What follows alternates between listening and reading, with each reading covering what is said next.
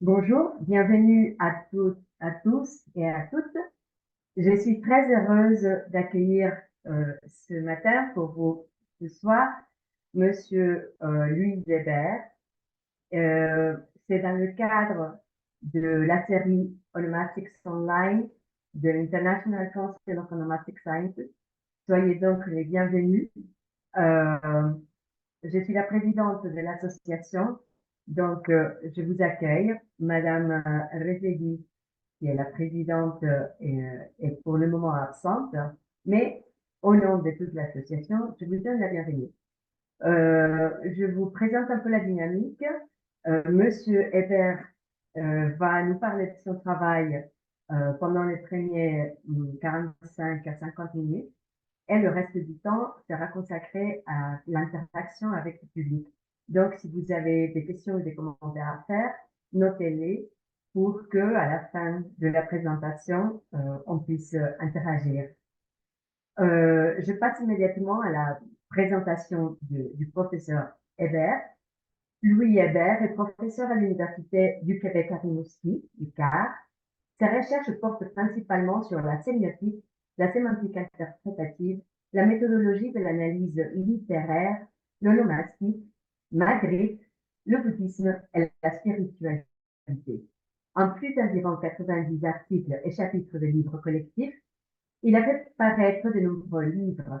Parmi les monographies, on trouve Introduction à l'analyse du texte littéraire, Théorie et méthode pour l'analyse des noms propres, onomastique textuelle, dont le titre est similaire à la présentation d'aujourd'hui. Introduction to Literary Analysis, a Complete Methodology, Cours de sémiotique, An Introduction to Applied Semiotics, l'analyse de textes littéraires, une méthodologie complète. Parmi les collectifs, on trouve co-dirigé avec Pascal Michelucci et Eric Trudel, Magritte, Perspective nouvelle, Nouveau regard, et co-dirigé avec Étienne Pouliot et Eric Trudel et Georges Vasilakis, Sens de la transcendance, études sur la spiritualité. Sont en préparation notamment les livres Dieu et le Bouddha, une analyse comparée neutre, Introduction systématique au bouddhisme, doctrine, méditation, vie quotidienne. Et enfin, il est directeur de Signo, site internet bilingue de théorie sémiotique. Il est co-auteur avec Eric Trudel d'une base de données internet sur la quasi-totalité des œuvres et thèmes de Magritte. Donc, nous donnons la bienvenue à Monsieur Hébert et sa présentation s'appelle Théorie et méthode pour l'analyse des noms propres dans les textes littéraires. Synthèse. Vous avez la parole, alors si vous voulez partager votre Oui, présentation. je vais partager Merci. l'écran.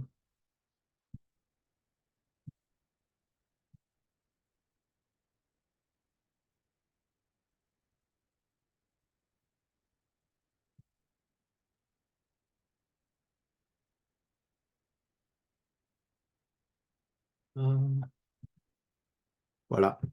Donc, merci Yolanda. Bonjour tout le monde. Merci de m'avoir invité. Merci d'être présent. C'est très apprécié.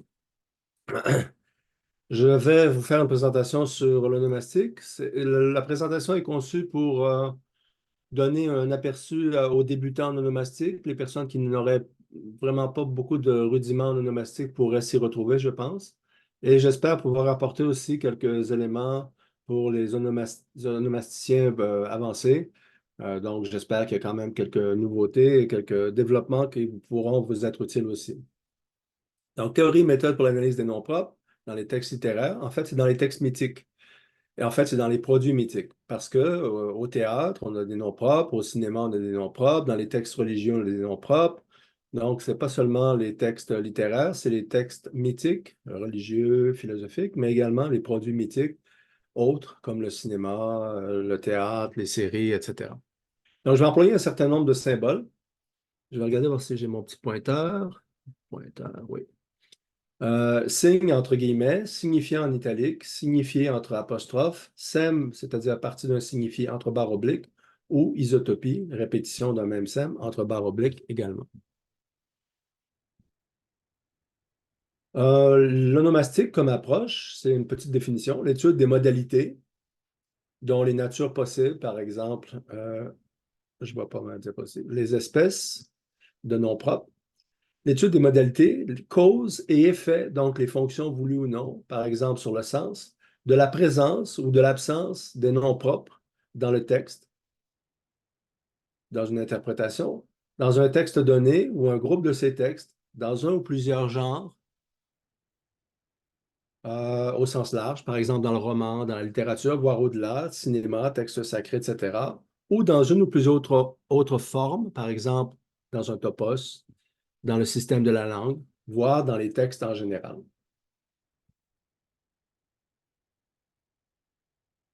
Mode de présence des noms propres. Soit les noms propres se trouvent directement dans le texte, on peut parler d'un nomastique interne. Exemple, tu es Pierre et sur cette pierre, je bâtirai mon église. On a le nom propre Pierre qui est présent. Soit les noms propres se trouvent seulement dans sa lecture du texte, au sens de produit d'interprétation. C'est le nomastique externe. Ce sont les noms propres évoqués par homonymie ou paronymie, avec ou sans polyglossie, avec des noms propres en général ou dans des textes donnés. Par exemple, si je dis faire d'une pierre deux coups, on peut voir le mot Pierre, le nom propre Pierre dans Pierre, le nom commun. Onomastique interne plus onomastique externe, on peut appeler ça l'onomastique global ou total d'un texte. Nom propre, marque et étiquette. Un acteur, qui est une notion qui est plus large que personnage, c'est une entité en incluant les personnages mais en ne se limitant pas, dotée d'un rôle dans un texte, littéraire ou non, ou un autre produit sémiotique. Qu'est-ce qu'un rôle? C'est une participation à une action ou à une caractérisation. L'ensemble des formes linguistiques utilisées pour désigner et éventuellement caractériser un acteur constitue l'étiquette de cet acteur. C'est l'appellation nous vient de Hamon. Qu'est-ce qu'une marque? Une marque, c'est un membre d'une étiquette donnée. Par exemple, l'étiquette du personnage Napoléon pourrait être constituée de Napoléon, qui est une marque, il, qui est une autre marque, etc. Sorte de marque, de désignateur, donc. Les noms propres, par exemple, pour Napoléon, le premier empereur des Français, Napoléon Bonaparte, des surnoms, des pseudonymes, des pronoms, par exemple, pour Napoléon, il, lui, des descriptions définies plutôt absolues, exemple pour Aristote, le plus illustre des disciples de Platon, ou plutôt relatives, par exemple, l'homme à qui tu as donné une tomate, ou pour Napoléon, le soldat qui se massait le ventre, etc. 5, je mets dans le désignateur aussi des adjectifs possessifs et pronoms possessifs. Par exemple, si je dis ses mains étaient calleuses, c'est renvoie à un personnage nécessairement, à un acteur plus précisément. Quelle est la fonction des désignateurs? Évidemment, désigner, pointer le porteur, caractériser sémantiquement. En fait, la désignation se produit grâce à la caractérisation ou en dehors de la caractérisation. Cela dépend de la théorie que l'on considère, que l'on utilise. Par exemple, dans la théorie de la référence directe, il n'y a pas de contenu qui permet la référence, c'est une référence directe.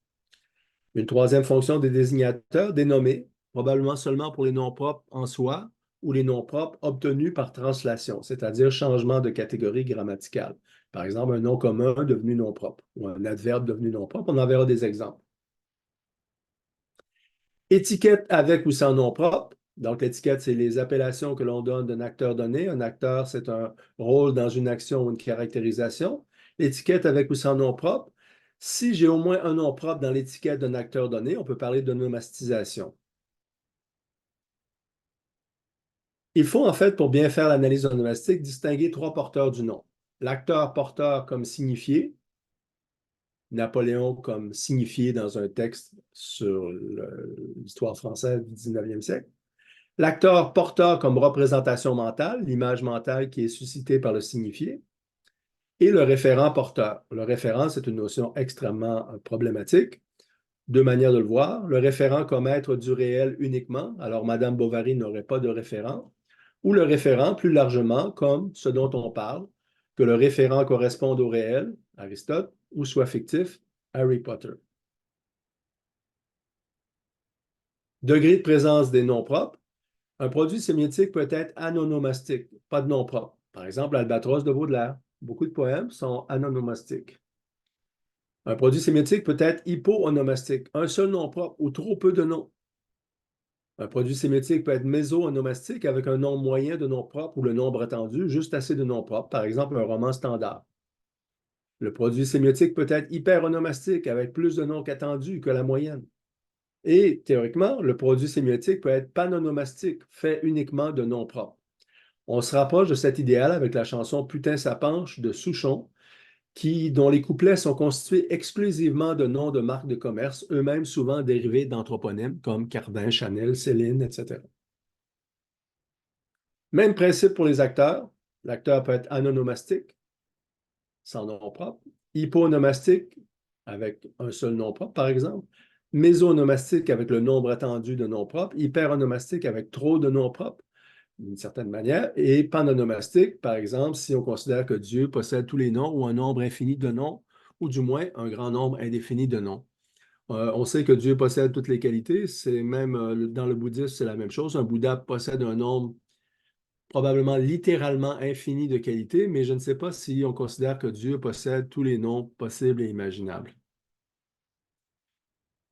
Même principe pour le rapport fréquentiel entre nom propre et autres marques d'une même étiquette. Une étiquette peut être, on peut avoir une anonomastie, une hypoanomastie, une mésonomastie, une hyperonomastie, une panonomastie. Par exemple, hyperonomastie, trop de noms ou noms répétés trop fréquemment par rapport aux autres formes de l'étiquette d'un même acteur. Rentabilité onomastique, même principe pour la rentabilité onomastique, c'est-à-dire la capacité de l'onomastique d'un produit sémiotique de supporter un plus ou moins grand nombre d'interprétations onomastiques valables, valable étant le mot clé ici. Un texte peut être anonomastique, hyponomastique, mésonomastique, hyperonomastique ou panonomastique en théorie. Un texte hyperonomastique, c'est un texte très rentable au point de vue onomastique. Comme toute unité linguistique, un nom propre peut être caractérisé en fonction des aspects linguistiques. Donc là, ça dépend du nombre d'aspects qu'on distingue dans le linguistique, mais on peut distinguer principalement les grands aspects suivants. La morphologie, la forme, la sémantique, le contenu, la syntaxe, l'organisation, et la pragmatique, le rapport avec le contexte et les locuteurs. Par exemple, on a cherché à définir le nom propre d'un point de vue morphologique. Il porte la majuscule. Syntaxique, il est souvent sans déterminant. Sémantique, selon les théories, il n'y a aucun sens. Il n'a qu'un peu de sens. Il a normalement du sens, beaucoup de sens, le plus de sens. D'un point de vue référentiel, donc pragmatique, le référent d'un nom propre est en principe unique, sauf homonymie, contrairement au nom commun, où il y a toujours multiples référents possibles. Difficulté, tout le monde les connaît, les difficultés, en tout cas les onomasticiens les connaissent. Tout élément majusculé n'est pas un nom propre. Par exemple, ne serait-ce que les mots en début de phrase, les personnifications, les insistances, les noms de groupes sociaux, les Français, les chrétiens, etc. Deux, tout nom propre n'est pas sans déterminant. La Tour Eiffel. Des noms comme la Lune, le Soleil, bien que non communs dans plusieurs théories, ont un référent unique. On les appelle les unicats d'ailleurs. Des noms comme français, québécois, chrétiens, bien que désignant de nombreux individus, sont souvent considérés comme des noms propres. Tout élément linguistique ou même sémiotique qui n'est pas un nom propre, même un signe de ponctuation, même un pictogramme, un émoticône par exemple, est susceptible de devenir un nom propre par une opération que j'appelle la translation, c'est-à-dire un changement de classe morphologique. Ce changement peut être diachronique dans le temps historique. Par exemple, l'adjectif qualificatif de couleur brun est devenu par la suite aussi le nom propre brun. La translation peut être synchronique dans une même période de temps. Exemple, le changement de classe opéré dans un roman donné. L'adjectif qualificatif sémillante devient le nom d'une chienne dans Une vendetta, une nouvelle de Maupassant. Inversement, un nom propre peut changer de classe morphologique par, même chose, translation diachronique. Exemple en nom commun, des Don Juan, tiré du nom propre, d'après le nom du personnage. La translation peut être synchronique. Exemple en verbe. Souchon chante On nous Claudia Schiffer, On nous Paul Lou Soulitzer, Oh le mal qu'on peut nous faire. Donc les noms sont devenus des verbes. Ça peut être en nom commun. Prenez ce Picasso, c'est-à-dire ce tableau de Picasso. Ici, c'est le nom propre en emploi second, en métonymie du nom propre.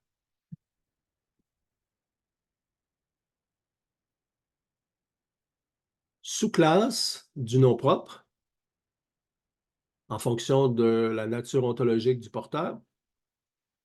Parmi celles qui ont été considérées, et Dieu sait qu'il y en a des listes assez longues, dans mon livre, on en trouve une liste très, très longue, proposons une courte liste des sortes de noms propres en fonction de la nature ontologique de leur porteur. Les anthroponymes, c'est les noms ou les patronymes et les prénoms de personnes. On peut leur adjoindre les zoonymes, les noms d'animaux, fido, princes, voire les noms d'objets singuliers anthropomorphisés, par exemple les noms d'épées comme Excalibur. Il y a évidemment les toponymes, les noms de lieux ou d'objets spatialisés, la Tour Eiffel, qu'ils soient naturels ou artificiels, Montréal, le Lac Noir, le Louvre. Ajoutons les chrononymes, les noms de périodes historiques, le Moyen Âge, la Renaissance. Les rhéonymes, les noms d'objets ou d'institutions, les objets proprement dit, la Tour Eiffel.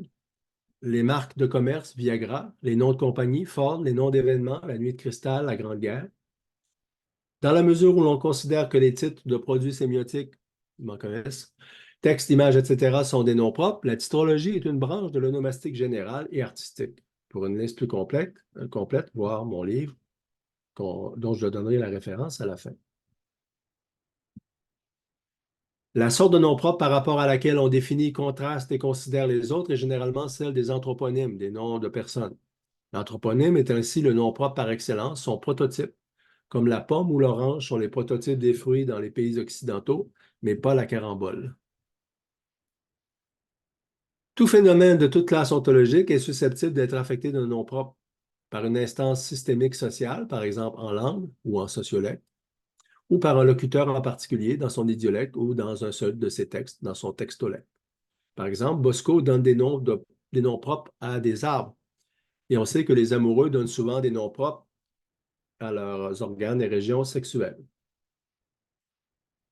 Des translations internes, c'est-à-dire demeurant dans la classe morphologique des noms propres, peuvent se produire. Par exemple, l'anthroponyme Eiffel devient le toponyme dans la tour Eiffel. On peut translater à l'externe, en principe, toute classe morphologique en nom propre. Quelles sont les classes morphologiques? Dans la grammaire de Grévis, on en compte 38, en incluant certaines sous-classes. Ce sujet, voir mon livre de 2023, Introduction à l'analyse des textes littéraires. Dans les faits, sont utilisées principalement les classes suivantes pour devenir des noms propres, les noms communs, les adjectifs qualificatifs, les articles, les prépositions, les adverbes, comme dans la ville très saint et rédempteur au Québec. Mais d'autres possibilités existent. Ça peut être une interjection. Saint-Louis du AA, village sympathique du Québec. Un adjectif non qualificatif, par exemple l'adjectif numéral cardinal dans Notre-Dame des Sept Douleurs, un village un peu effrayant du Québec. Je ne suis pas sûr que j'aimerais habiter dans un village avec un tel nom. Nous, les onomasticiens, on croit au pouvoir des noms d'une certaine manière et donc je pense que le feng shui serait plutôt mauvais dans ce village, avec tout le respect que j'ai pour le village. Nature et fonction, incluant signifiant et signifié des noms propres, peuvent être envisagées statiquement ou dynamiquement, c'est-à-dire dans leur éventuelle transformation. Quelles sont-elles? Apparition, maintien ou transformation, disparition avec ou sans descendance. Et ce, en fonction de 4 sortes de temps principalement. Donc, on envisage ou non avec des transformations et en fonction de 4 sortes de temps et en fonction d'un certain nombre d'opérations de transformation possibles. Premièrement, dans le temps réel, diachronique ou subjectif, d'une période à une autre, du Moyen Âge jusqu'à maintenant, comment les noms se sont maintenus, transformés, etc. Dans une même synchronie du temps réel, une même période, le Moyen Âge seulement. Dans le temps de l'histoire racontée, fictive, roman ou réel, journal, dans les quelques mois que dure Hamlet, par exemple. Le temps thématisé dans les signifiés sera vu de manière diachronique ou synchronique. Donc, le premier mois dans Hamlet ou, l'ensemble des mois de l'histoire d'Hamlet, 2 mois, je pense, ou synchronique, la première semaine de l'histoire d'Hamlet. Le quatrième temps, c'est la succession des unités du produit sémiotique. Par exemple, la succession des mots, des chapitres d'un texte dans une interprétation linéaire. Alors là, on tient compte de la succession de ces unités-là, c'est des signifiants, des signifiés ou des signes. Ça peut être aussi synchronique dans une interprétation tabulaire. Tous les mots de l'œuvre ensemble sans en distinguer les positions respectives. On prend tous les noms propres et on ne tient pas compte de leur transformation, de leur position. On ne fait pas des corrélations fortes avec les différentes temporalités, les différentes unités temporelles. Donc, les 4 sortes de temps seraient celles-là. Sens du nom propre. Bon, la question à 1 million de dollars ou d'euros ou de toute devise qui est la vôtre. Limitons-nous aux anthroponymes et en emploi premier, c'est-à-dire en emploi ordinaire, c'est-à-dire non métaphorique, non métonymique, etc. Traditionnellement, on distingue deux sortes de sens, le sens dénotatif et le sens connotatif. Traditionnellement, les sémantiques référentielles sélectionnent le contenu dénotatif comme le seul pertinent ou du moins comme le plus important. Qu'est-ce que le contenu dénotatif? En gros, c'est en principe le seul sens pertinent pour identifier le référent, ce dont on parle, et donc pour constituer le sens de l'unité. 5 grandes thèses autour du sens du nom propre. On va parler du sens dénotatif principalement. 1, il est asémantique, il n'a pas de sens. Les logiciels en général, Kripke et plusieurs linguistes, par exemple Molino. Le nom propre est vide de contenu dénotatif. Hyposémantisme, Kléber, Russell, etc. Le nom propre possède un contenu dénotatif minimal, que ce soit un prédicat de dénomination, une description définie, une instruction de repérage. 3, sémantisme. Le nom propre possède le même contenu dénotatif que les noms communs. Je ne connais pas de tenant de cette théorie-là, bien que la mienne s'en rapproche, on la verra. Hypersémantisme, chez Bréal et Dosa, le nom propre est débordant de contenu dénotatif. Il en a plus que le nom commun.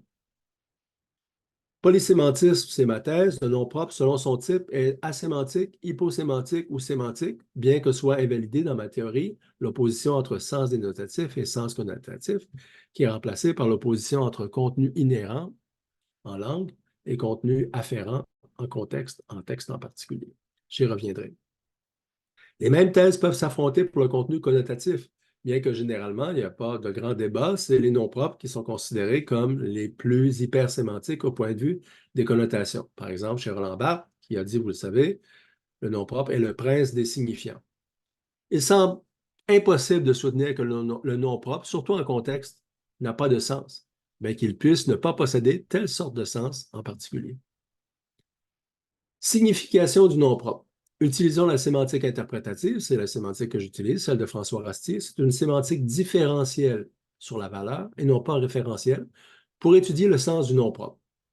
Pour bien étudier la question du nom propre, il faut distinguer deux sortes de contenus des unités linguistiques. Un, la signification, c'est le contenu des morphèmes en langue, c'est-à-dire dans le système de la langue, ou pour employer une métaphore, dans le dictionnaire de la langue. Deux, le sens, et non pas la signification, c'est le contenu des morphèmes en contexte du mot ou de la lexie, mais en dehors d'un texte, ou en contexte dans un texte oral et ou écrit donné, le mot du dictionnaire employé dans une phrase concrète. Il faut considérer ensuite, donc, signification et sens, en langue et en contexte. Et il faut aussi distinguer 4 sortes de sèmes dans cette théorie-là, c'est-à-dire des parties du contenu ou du signifié d'un signe. D'abord, il y a les sèmes macrogénériques. Ce sont des sèmes de grande généralité de type oppositif.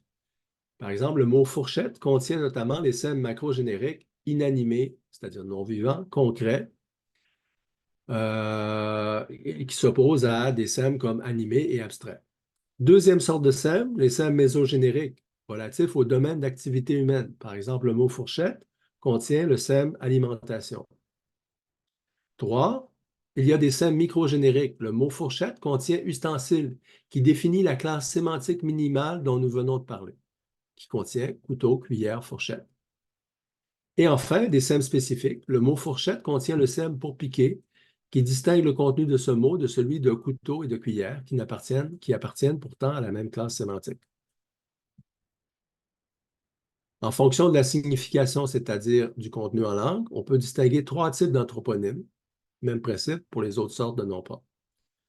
Les noms néologiques ne contiennent aucun sème inhérent. Donc, chez un personnage qui s'appelle JX, JZ, je pose son nom dès le début du roman, pas de construction, pas de qualification, pas de prédication. Le contenu en langue est vide et le contenu en contexte est plutôt vide aussi. Comme le nom n'existe pas en langue, étant parfaitement néologique, il ne saurait avoir de contenu en langue, le contenu inhérent. Les noms spécialisés contiennent uniquement des sèmes macrogénériques. Guy contient au minimum concret, animé, humain, sexe masculin.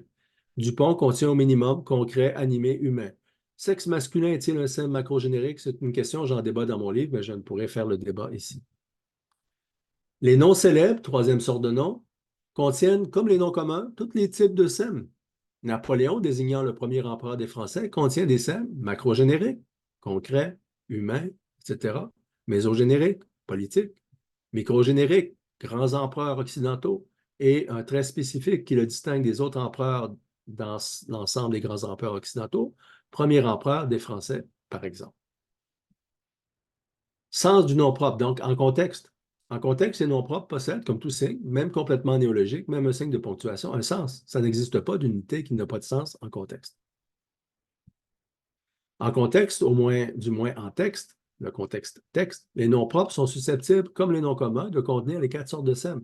Si je dis JXJZ était un soldat pimpant, dans cette phrase, JXJZ contient des sèmes, tous afférents, c'est-à-dire ajoutés par le contexte, macrogénériques, concret, animé, humain, masculin, mésogénérique, guerre, microgénérique, personnel de guerre, et spécifique, soldat, pimpant, affectueux, etc.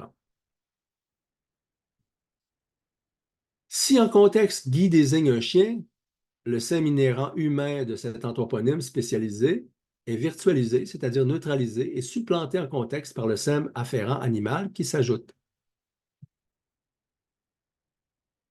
Non notables et noms de proximité, une autre catégorie que j'ajoute. Les non notables, c'est-à-dire les personnes connues dans leur domaine et ou dans l'actualité locale, à ne pas confondre avec les noms célèbres. Et les noms de proximité, par exemple, les personnes non célèbres et non notables, mais qui sont dans notre entourage, ces noms-là ne sont pas définis en langue, mais dans d'autres systèmes linguistiques, respectivement le sociolecte au sens de Rastier, c'est-à-dire propre à un domaine donné, et les idiolectes, c'est-à-dire propre à un locuteur donné. Ma typologie des noms propres fonctionne également pour les zoonymes. Il y a des noms célèbres, Nessie, Snoopy, des noms notables, Belle, Lassie dans les séries télévisées, les noms de proximité, les animaux de compagnie dans notre réseau personnel, les noms spécialisés, Fido, Médor. Ma typologie, sauf pour ce qui concerne les noms spécialisés, semble valoir également pour les autres classes de noms propres. Il y a des toponymes célèbres, le mont Everest, des toponymes notables, le Mont-Royal à Montréal, des toponymes de proximité, le mont Commis près de la petite ville de Rimouski où j'habite. Ma typologie semble fonctionner également avec les titres d'œuvres. Donc, ça, c'est très compliqué. Les titres d'œuvres font-ils partie de la langue ou non? Si oui, lesquels? Et si oui, comment? C'est assez compliqué. J'en parle dans mon livre et je ne peux faire le tour de la question ici. Mais il y a des œuvres célèbres, Madame Bovary, Hamlet. Il y a des œuvres notables, prochain épisode du Berraquin, romancier québécois bien connu au Québec. Il y a des œuvres de proximité, par exemple, le recueil de poèmes Sagesse du loup que j'ai commis il y a quelques années. Association homonymique et paronymique. Dans un texte littéraire, souvent le nom propre est associé à un ou des mots présents ou non dans le même texte. A par homonymie et B par paronymie. A, l'homonymie, c'est l'identité de toutes les lettres et ou sons. Deux cas se présentent. Un, d'un nom propre à un autre, Hippolyte dans Madame Bovary et Hippolyte dans Phèdre. Ce cas peut se produire entre deux noms propres d'un même texte ou par intertextualité, comme ici dans l'exemple, d'un texte à un autre. Deux, d'un nom propre à un mot d'une autre classe morphologique, par exemple sémillante, nom propre d'un vendetta de Maupassant, versus sémillante, l'adjectif qualificatif. Donc, par homonymie. L'homonymie peut porter sur le signifiant phonique et ou graphique. On peut avoir des cas où c'est les deux. Par exemple, Hippolyte dans Madame Bovary et Hippolyte dans Phèdre, c'est à la fois les phonèmes et à la fois les graphèmes. Pierre et Pierre, on va dire que c'est les mêmes graphèmes et les mêmes phonèmes, même s'il y a une majuscule et une minuscule. Ça peut être phonique seulement. La mare, un personnage d'une vie de Maupassant, qu'on peut interpréter comme la mare. Ça peut être graphique seulement en théorie, mais là, je n'ai pas trouvé d'exemple. Peut-être en avez-vous. Deuxième sorte d'association, les associations paronymiques. J'entends par paronymique ici la différence entre des mots qui se ressemblent, mais qui ne sont pas complètement identiques au point de vue des graphèmes et des phonèmes. Par exemple, Léon, dans Madame Bovary, Léo, lion en latin. Ou la mare, dans le roman dont j'ai déjà parlé, la mer. Donc, les phonèmes peuvent se ressembler, les graphèmes peuvent se ressembler, mais il faut au moins un phonème et ou un graphème qui soient différents. Sur la base de la ressemblance des signifiants, il est impossible d'établir un lien entre des mots qui ne partagent pas au moins une lettre ou un son commun, ou du moins un trait phonémique comme vocalique ou graphémique, voire un trait opposé. Ça sera un peu long à expliquer. Par exemple, si j'ai Pierre et je fais le lien avec judo, je n'ai pas d'homonymie, je n'ai pas de paronymie, je n'ai pas de trait phonémique ou vocalique qui ressort, qui pourrait les faire appartenir à un même ensemble interprétatif. Mais d'autres liens peuvent alors exister. Pierre fait du judo, par exemple. Pertinence des associations. L'existence d'un homonyme ou d'un paronyme à un nom propre n'implique pas qu'une connexion entre eux soit automatique. Il faut des preuves, appelées dans mon système, le système de Rastier, des interprétants, pour établir la pertinence de l'association. En principe, toute interprétation doit se fonder sur le sens potentiel évident ou subtil, actif, que l'auteur en soit conscient ou non, au moment de la production de l'œuvre. Alors, en onomastique, vous savez, il y a des gens qui ils peuvent surinterpréter et donc qui ne rendent pas compte du sens actif au moment où l'œuvre a été produite, mais du sens qu'eux voient bien dans cette œuvre-là à leur position temporelle et selon leur propre jugement. Évidemment, il y a toujours quelqu'un derrière nous qui dit que notre interprétation va trop loin. Et comme le disait Cocteau, il faut savoir jusqu'où aller trop loin, en particulier en onomastique. Monoglossie et polyglossie, un nom propre peut être analysé dans sa langue d'appartenance. Par exemple, loyal, à supposer que ce soit un nom propre français, on l'interprète comme le nom commun loyal, c'est de la monoglossie. Mais ça peut être interprété dans une autre langue. Par exemple, dans En attendant Godot de Beckett, Godot, qu'on présume français, c'est un nom qui existe. Tapez dans Google, vous verrez Godot apparaître, et pas juste avec Beckett. C'est un nom français qu'on peut lire, dans lequel on peut lire God, le mot anglais. Donc, on fait de la polyglossie. Donc, les associations homonymiques et paronymiques peuvent être monoglossiques ou polyglossiques. Comme il subsiste au bas mot 5000 langues, l'utilisation d'une langue donnée doit être justifiée, sinon on commet un anaglossisme, on utilise une langue non pertinente pour l'analyse de l'œuvre. Exemple d'argument, au moins un mot de cette langue se trouve dans le texte analysé. L'auteur connaît cette langue et éventuellement l'utilise dans d'autres textes. La pertinence et la rentabilité interprétative de la polyglossie. Ça, c'est un argument intéressant, c'est si ça donne des fruits, ça veut dire que c'est présent, que c'est valable, actif. Effet de l'association onomastique. D'un point de vue sémantique, l'association du nom propre à un autre mot, nom propre ou non, permet ou non trois choses. 1. Actualiser, rendre actif au moins un contenu, un SEM. 2. Virtualiser, rendre inactif au moins un SEM. 3. Changer la saillance d'au moins un SEM en augmentant sa saillance ou en la diminuant. Soit le titre de cette chronique politique récente, Le remède imaginaire de Jean-François Lisée. Il y a une intertextualité onomastique par paronymie, fort probablement volontaire, avec la pièce de Molière, Le malade imaginaire. Cependant, cette relation intertextuelle avec la pièce n'apporte vraisemblablement aucun impact sémique sur le contenu de la chronique. La chronique parle de l'immigration. Ce que je veux dire par là, c'est que ce ne sont pas tous les liens homonymiques et paronymiques qui vont créer un impact sémantique. C'est au cas par cas qu'il faut évaluer cet impact-là. Souvent, le SEM actualisé ou à la saillance modifiée est appliqué au porteur du nom propre et se trouve dans le nom propre directement. Ce monsieur loyal porte un air bien déloyal. Déloyal, déjà actualisé dans le texte, est mis en évidence dans le nom propre et du même coup, loyal du nom propre est non actualisé, voire virtualisé. Mais parfois, l'association vient mettre en saillance un thème fortement déjà présent dans le texte sans nécessairement s'appliquer au porteur du nom. Par exemple, bovin dans Emma Bovary est une caractéristique qui ne s'applique pas tant à Emma, qui est plutôt associée aux oiseaux, qu'à Charles. Par exemple, on dit qu'il ruminait son bonheur. Association homo- et inter-idéologique, soit classe idéologique, une classe d'êtres donnés, par exemple humains, végétaux, etc. L'association onomastique créée sera hétéro-ontologique d'une classe ontologique à une autre. Charles Bovary, humain, associé à un bovin, animal. Elle pourrait être homo-ontologique. Napoléon, tel qu'Idam, associé au premier empereur des Français, un humain lui aussi. L'association ontologique sera vue comme méliorative ironique, neutre ou péjorative. Méliorative, Léo, Léon, lion. Lion étant ici une hyperbole de la force, du courage, etc. Méliorative ironique, Napoléon, votre chien, versus Napoléon l'empereur. Clin d'œil à l'histoire. Neutre, le brun humain, brun couleur. Péjorative, Charles Bovary, bovin. Dans un texte, deux acteurs de même classe ontologique ou non peuvent être subsumés, englobés dans un archi-acteur, un personnage encore plus abstrait que l'acteur, appelé agoniste. Les deux acteurs englobés dans un agoniste peuvent posséder chacun un nom propre. Par exemple, Julien Sorel, dans Le Rouge et le Noir de Stendhal, est rapproché de l'aigle. Il est rapproché aussi de Napoléon. Donc, Julien Sorel et Napoléon forment un agoniste et chacun est doté de son nom propre. Julien Sorel et l'aigle forment un agoniste, mais seul un des acteurs subsumés possède un nom propre. Ça peut arriver qu'il n'y ait aucun des deux acteurs qui soit affecté d'un nom propre, bien sûr, mais je n'ai pas d'exemple. Évocation, là, je ne vois pas en haut parce que mon bandeau cache. Voilà. Évocation non homonymique et non paronymique.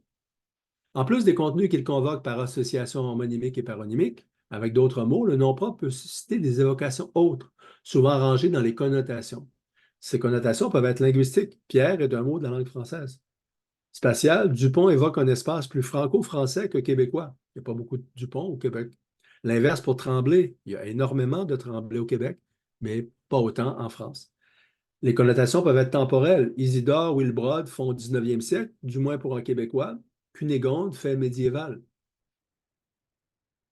Les connotations peuvent être évaluatives. Eutrope est sans doute jugé laid par les parents actuels. Pardon. À l'opposé, Olivier est très populaire, au Québec du moins. Les connotations sociologiques, classe sociale. Bob Tremblay au Québec, ça fait peuple. Hector de Saint-Denis-Garneau, c'est le nom réel d'un poète. Ça fait très chic à cause de la longueur. Je n'en ai pas parlé, mais dans une de mes diapositives, je fais le lien entre la longueur du nom propre et sa signification. Voire des professions. Hector ou Oscar font serviteur, du moins dans mon imaginaire. J'espère que je ne suis pas le seul à le penser. Mais en tout cas, on peut imaginer qu'il y a des professions qui viennent avec des noms particuliers. Soit l'évocation a un impact, les évocations connotatives dont on vient de parler, a un impact sémique en tant qu'interprétant, c'est-à-dire actualiser un SEM, virtualiser un SEM, changer la saillance d'un SEM, soit elle n'a pas d'impact.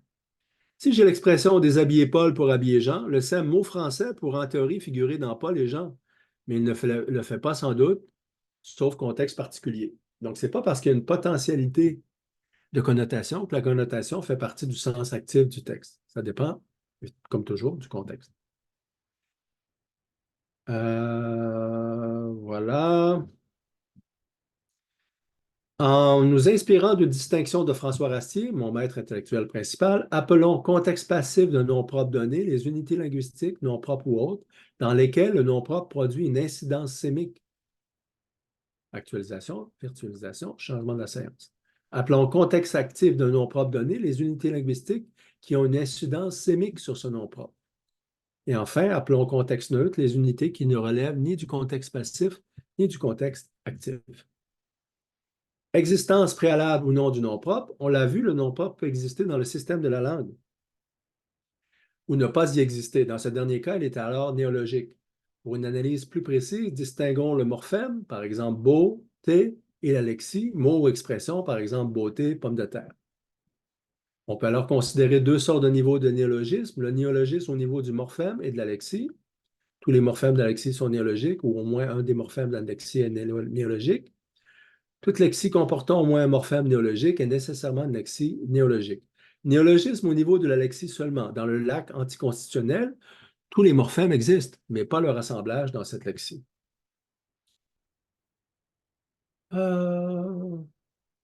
Par ailleurs, une unité non néologique d'une classe morphologique autre que nom propre peut produire un nom propre néologique lorsque translaté en nom propre.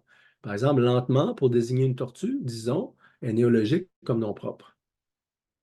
Méthodologie de l'analyse onomastique, c'est la dernière partie de ma présentation. Voici une petite méthodologie en quelques points. 1. Dresser l'onomastique du texte, bien entendu. Ici, ça veut dire la liste de tous les noms propres présents directement dans le texte. Cette étape suppose qu'on a défini les noms propres et on a établi des critères pour les identifier. Éventuellement, on pourra éliminer des sortes de noms propres. Désolée, il reste Oui. 5 minutes, s'il vous plaît. Oui. Merci. Éventuellement, on pourra éliminer des sortes de noms propres, par exemple, en ne conservant que les noms de personnes. Deuxièmement, établir les noms propres entre noms propres du texte, des liens sur la base du signifiant ou sur la base du signifié. 3. Établir des liens sur la base du signifiant entre noms propres du texte analysé et noms propres identiques ou similaires dans d'autres textes littéraires. Parfois, le lien ne s'établit pas directement avec le texte, mais avec une nébuleuse indistincte de textes oraux ou écrits. Par exemple, Napoléon comme chien, fait le lien avec Napoléon comme le premier empereur des Français, mais pas à travers un texte en particulier, puisque ce nom-là, Napoléon, est présent dans une nébuleuse de textes oraux et écrits, même de films. 4. Établir les liens sur la base d'autres phénomènes. Il y a des cas sans homonyme ni paronyme. Par exemple, si je dis le nom du premier empereur des Français, le nom est sous-entendu Napoléon, mais il n'est pas mentionné directement. Le mot évoqué, nom propre ou non, est alors présent uniquement dans le texte mental de l'interprétation ou dans l'infratexte si l'on veut. 5. Établir des liens entre nom propre du texte et les unités non propres du texte sur la base du signifiant ou du signifié. Le mot non propre peut être présent dans le texte, Pierre et Pierre dans la Bible, ou absent du texte, mais présent dans la langue en général, brun et brun, ou présent dans un autre texte en particulier. Par exemple, le mot ptix, le nom propre ptix, est présent comme nom commun chez Mallarmé avec la minuscule.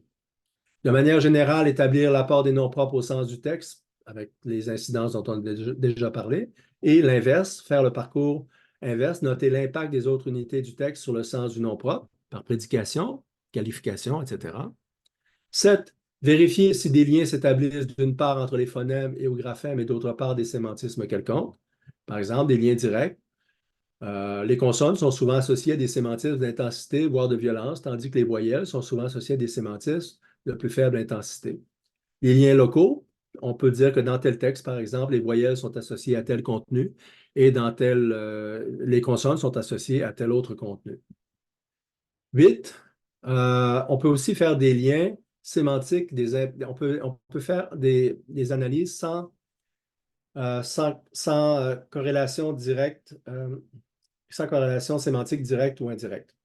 Par exemple, on note une assonance ou une allitération dans un nom propre, une homonymie, une paronymie d'un nom propre avec un adverbe, mais sans incidence sémique. Une fréquence anormalement élevée de tel phonème ou graphème, voire une fréquence anormalement élevée des phonèmes d'un nom propre dans les autres sortes de mots. Par exemple, dans les tragédies de Racine, les phonèmes du nom propre citation principale, surtout quand ils constituent le titre, sont significativement diffusés sur l'ensemble du texte, voir Baudouin 2002, 8.3 chez Racine. Voilà, ça termine ce petit tour d'horizon. Évidemment, c'est plus complexe que ce que j'ai présenté, mais c'est l'essentiel. Et vous avez mes livres. Celui-là, j'en ai parlé. Théorie et méthode pour l'analyse des noms propres. C'est le livre qui vous intéressera probablement le plus. Sinon, il y a d'autres livres aussi. Je vous remercie pour votre attention et j'arrête le partage.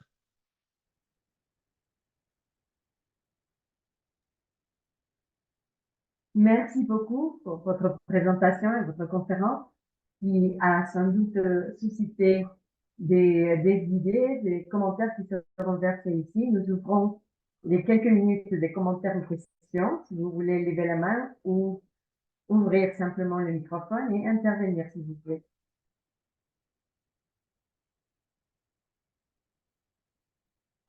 Il est certain que le contenu était dense et riche. Alors peut-être que les gens... Et voilà. Monsieur Fernand, vous avez la parole si vous voulez.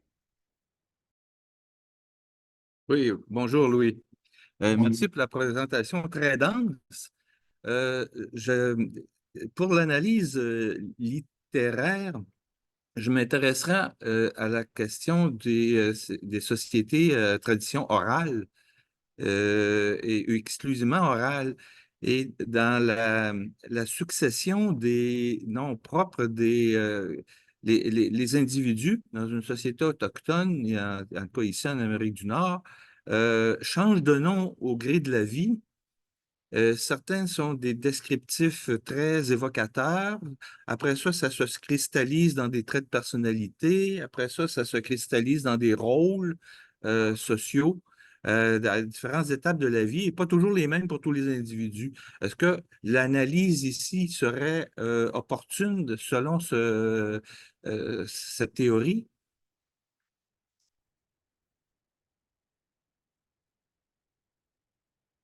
Votre microphone est fermé, Monsieur Hébert. En principe, l'analyse que j'ai présentée se veut, en tout cas, elle se veut universelle et elle pourrait s'appliquer dans toutes les situations. Mais évidemment, il faudrait l'ajuster à l'analyse des noms propres réels dans une société réelle, puisque moi, c'est surtout le nom propre dans le texte, dans les textes, dans les produits sémiotiques en particulier. Mais Une société est aussi un texte, diraient certains déconstructionnistes. Donc, tout est en texte. La matière pourrait s'appliquer, ma méthode pourrait s'appliquer peut-être à ces choses-là. Mais évidemment, chaque société a ses particularités, ses manières d'utiliser les noms propres, et ça peut varier d'une société à une autre. Et ça peut susciter donc le besoin de dispositifs d'analyse spécifiques pour ce corpus-là.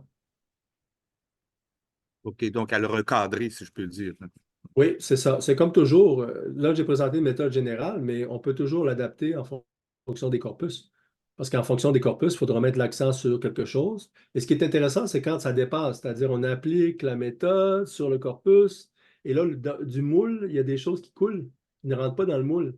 Ça, c'est intéressant parce que là, il faut revoir le moule. Il faut prévoir des catégories qui avaient été oubliées. Donc, ça, c'est l'induction-déduction, le processus d'ajustement d'une théorie en fonction des objets concrets sur lesquels on utilise la théorie. Mais je ne connais pas du tout les exemples dont vous faites état, dont tu fais état, Yann. D'accord. Si je peux me permettre une deuxième, c'est par rapport à la toponymie.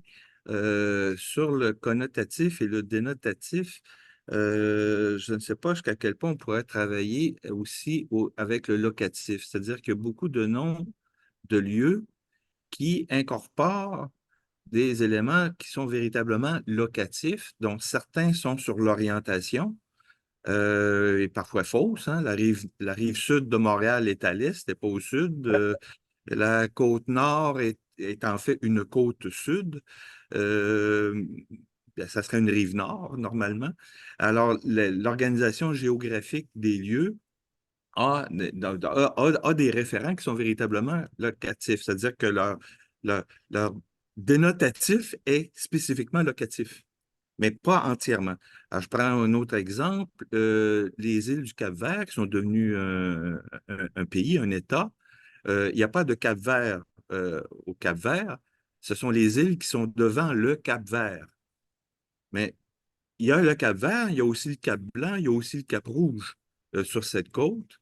Alors, le locatif, qui fait partie de ce nom, réfère à quelque chose d'autre ou à un autre élément qui est typiquement géographique. OK. Alors, ça serait plaisant d'avoir une discussion là-dessus Ouais. pour essayer d'ouvrir le champ sur la toponymie plus spécialement. Oui. C'est-à-dire que Et là, l'atlas géographique ou le répertoire, le gazettier, soit lui-même perçu comme un récit ou un corpus. le locatif nord, dans un texte littéraire ou un texte mythique, fonctionne de la même manière qu'il soit pertinent ou non pertinent, parce qu'on va rendre compte du sens pertinent dans le réel ou non pertinent dans le réel, parce qu'on va tenir compte du sens qu'il a dans le texte donné. Donc, si pour un auteur, la rive nord, c'est vraiment la côte nord, c'est vraiment la côte nord, puis il n'est même pas au courant que ce n'est pas véritablement la côte nord, ce contenu côte nord-là va s'opposer au contenu rive sud sans problème, même si dans les faits, ce sont deux choses qui sont différentes. Merci beaucoup. Je crois qu'il faudrait arrêter là pour donner l'opportunité à d'autres gens de participer. Là, lorsque vous parliez des locatifs, j'ai pensé à un cas de toponyme local, véritablement local, dans un petit village où est mon père, ici au Mexique, et il s'appelle Alvaresco. C'est un quartier. Et Alvaresco, c'est un hybride. Là, lorsqu'on parlait de polylinguisme, je ne sais pas exactement quel était le mot, mais il y a Alvarez, le nom de famille espagnol, et le collocatif. Donc, c'est intéressant comment, morphologiquement, il y a les deux langues assemblées dans un néologisme, parce qu'il est certain que c'est pas un toponyme pré-hispanique, mais il a été créé en nahuatl, qui est la langue locale. Bon, je mettais pour donner la parole à quelqu'un d'autre. Qui voudrait participer, s'il vous Mais plaît? effectivement, Yolanda, la polyglossie, l'intervention de plusieurs langues, peut intervenir sur le même nom. Une partie peut être dans une langue et une autre partie dans une autre langue, ou l'ensemble du nom propre peut être analysé dans une langue, puis dans une autre, puis dans une autre, puis dans une autre, incluant les En langues fait, étymologiques, mais ne se limitant pas aux langues étymologiques. en fait, tout dépend du contexte, de tout ce qu'il y a derrière. non, comme explicite, mais aussi comme implicite. Merci. Je ne sais pas s'il y a quelqu'un d'autre qui voudrait poser une question ou faire un commentaire. Nous avons encore 5 petites minutes. Oui, s'il vous plaît, Mounir. Bonjour, Je bonjour ne Monsieur vois pas Hébert. votre nom de famille, je suis désolée. Oui, c'est Mounir Hamouda. Bonjour, Mounir. Bonjour, vous allez bien? Ça va bien vous-même? Oui, très bien. Donc, je voudrais juste ajouter un petit détail sur la même remarque que vient de faire Madame maintenant sur la polyglossie et la monoglossie. Et je pense qu'on pourrait trouver au sein d'un seul nom, non seulement plusieurs langues, mais plusieurs dialectes en même temps. C'est-à-dire, il ne s'agit pas uniquement de langue, mais aussi de dialectes. Et comme vient de le dire Madame et Monsieur Hébert, il y a tout un bagage culturel derrière.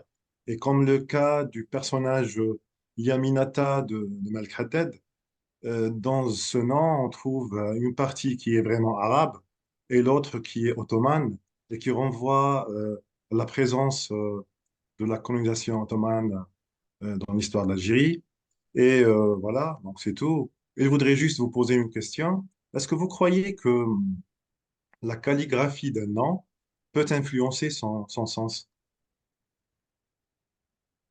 Euh, Ça dépend du genre de texte dont on parle. Par exemple, Baudelaire se fichait éperdument que son texte soit en Time New Roman ou en gothique ou en peu importe. En principe, c'était le choix de l'éditeur, de l'imprimeur et ça n'a aucune incidence sur le sens de l'œuvre. Par contre, Mallarmé, qui intervient après Baudelaire, lui a passé 6 ou 7 ans à essayer de trouver la fonte parfaite pour ses œuvres. Donc, pour lui, la police avait une importance primordiale. François Rastier a montré, par exemple, que un des prédicteurs pour savoir si un site Internet est raciste, c'est la police. Si on trouve une police gothique, il y a des bonnes chances que ce soit un site raciste. Donc, évidemment, la police peut signifier.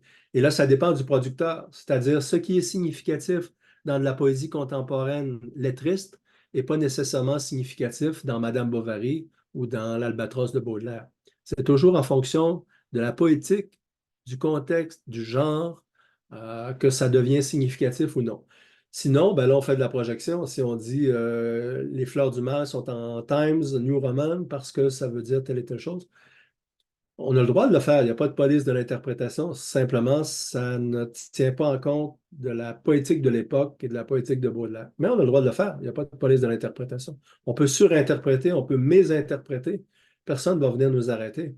Mais euh, en général, on essaie de trouver, comme je le disais, le sens actif au moment de la production de l'œuvre, que l'auteur en soit conscient ou non.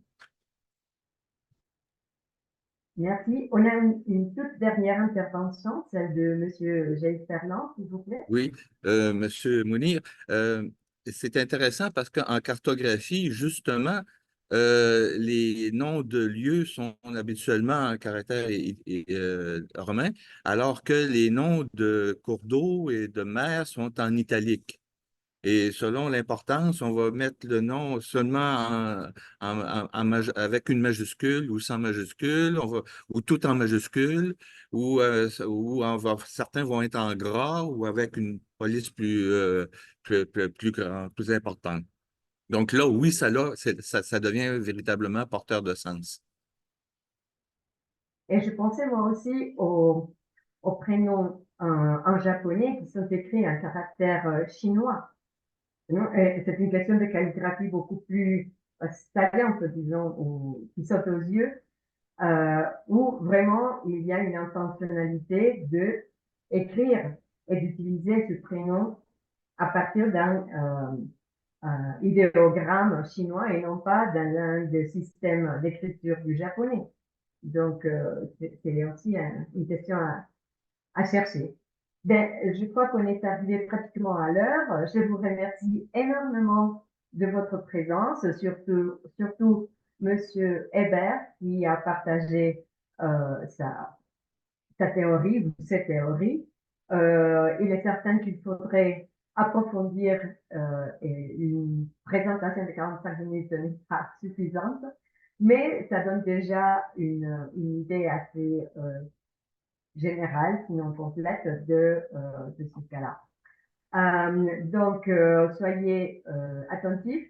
Il y aura encore au mois d'avril une autre conférence de ce genre en français. C'est Monsieur Gendron qui va parler ici dans ce cadre. On vous fera parvenir l'information. Et il y avait quelqu'un qui m'a écrit pour demander s'il y avait des attestations à décerner. Jusqu'à présent, on ne l'a pas fait. Mais on peut penser que la vidéo va être publiée sur la chaîne YouTube de Onomastics Online de l'ICOS. Donc, on peut trouver le moment de la vidéo où votre nom figure. Merci beaucoup. Je vous remercie Et énormément donc, et à la prochaine. Au merci. revoir.